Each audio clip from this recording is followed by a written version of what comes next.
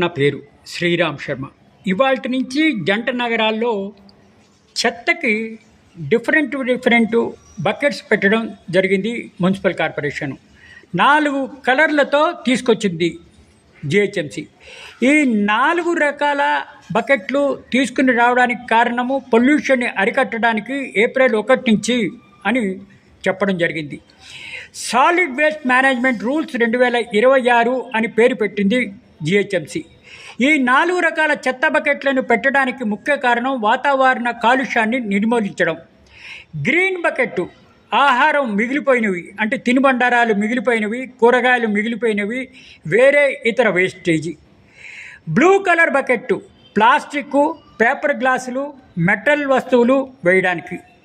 Red colour bucket sanitary waste, diapers, sanitary napkins వీటిని పోయడానికి.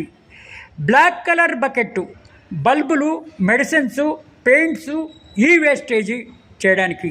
ఇవన్నీ వాడితే తప్పనిసరిగా పొల్యూషన్ కంట్రోల్ అవుతుందని చెప్తూ ఇవి స్టార్ట్ చేసింది. కాబట్టి దయచేసి స్నేహితులారా, ప్రభుత్వం చెప్పినా జిహెచ్ఎంసి చెప్పినా ఇవి మనం ఫాలో అవుదాము.